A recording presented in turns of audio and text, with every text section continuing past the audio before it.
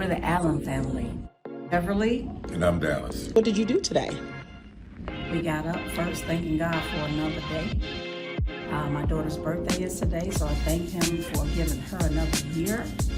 And then we're headed to this place, Riverside, closing. Yeah, you sold your house today. What you think about that, Coach? I think it was wonderful. It was quick, fast, and easy.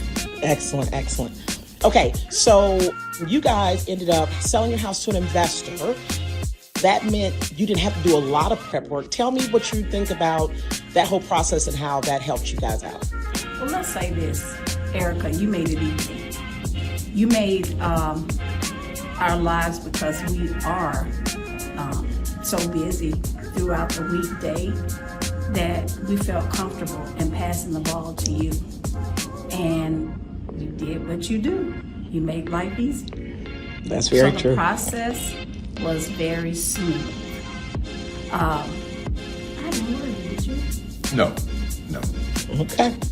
All right. And so we did have a few little bumps and things that we had to get through, but I just want y'all to know that I was praying with you to get things done.